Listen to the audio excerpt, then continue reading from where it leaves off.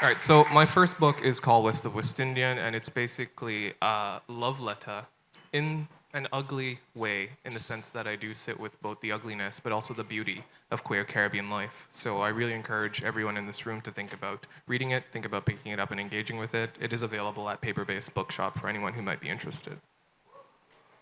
This piece is from the collection. Unmute. Bellow into the wind all weakness, rooted in the fears of an overbearing society, the one that robs you of your fierceness for life, a country that drains your fierceness.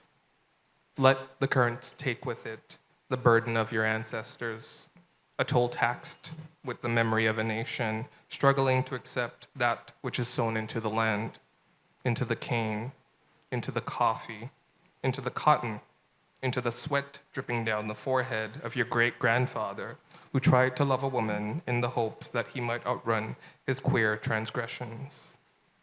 Feel the air lift you past the disquiet of your auntie in the hopes that he might, in the hopes that, whoa, what's going on? See, I didn't bring a book with me and this is like throwing me off. Feel the air lift you past the disquiet of your auntie, the one who would visit Trinidad to indulge in her female friend, the companion who never earned a name, a face, her body bursting with affection of the flesh, for your auntie who preferred tank tops and cargo shorts and flip-flops, paired with alluring red lipstick and a face full of makeup. Auntie's own tiny rebellion against an unsympathetic consciousness of a region denying her embeddedness.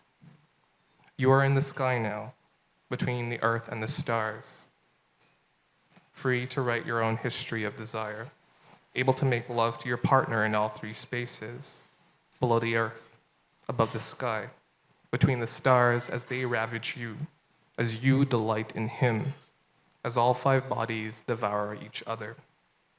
We unmute history with every touch, every sigh, every tear, paying homage to our decadent ancestries.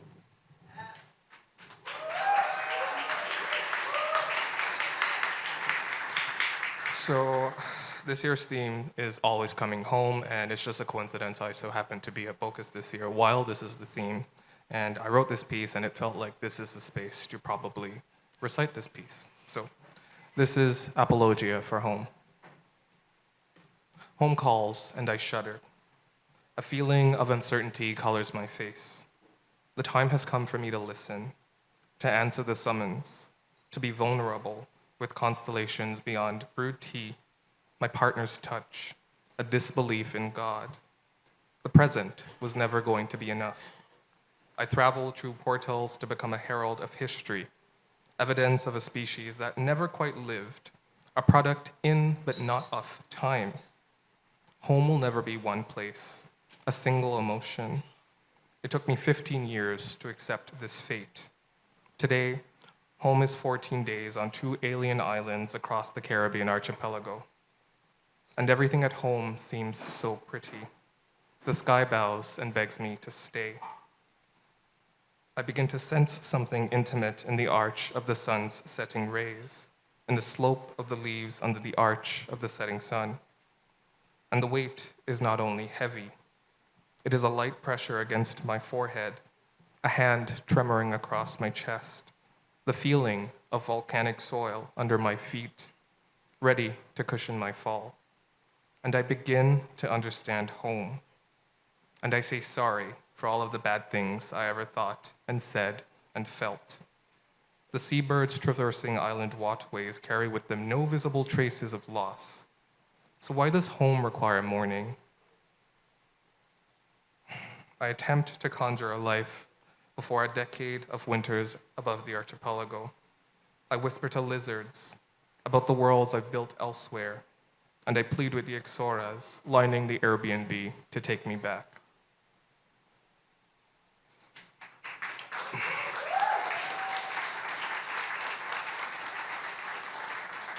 So sometimes folks ask me if I have a favorite poem in the collection, and I would say this is it. So I'll end with this piece. This is The Shape of Love. Where I come from, the sea caresses fresh waters.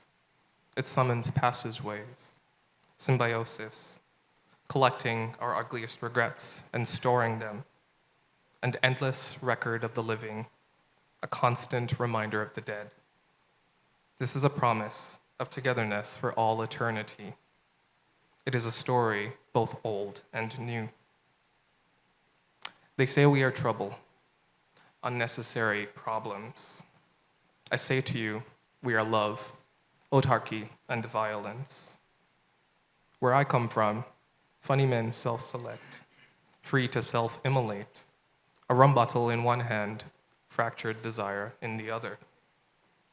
How easily misanthropes slip into old ways, into belief that we couldn't see stars, even though many of us are always ablaze, the pages of our lives lit up, anti-man, no biblically secular. It is always the powerful, charged with recording melodies who right us wrong. I'm arranging a perpetual song, one sustained by fortissimo bridges and refrains syncretizing relief.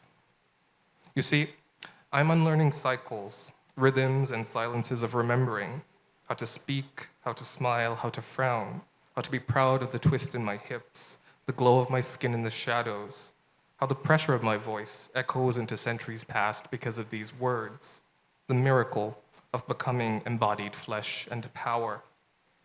I'm unlearning love of the ugliest kind, swapping stones and blades for empathy, escaping the fire and brimstone into the sea.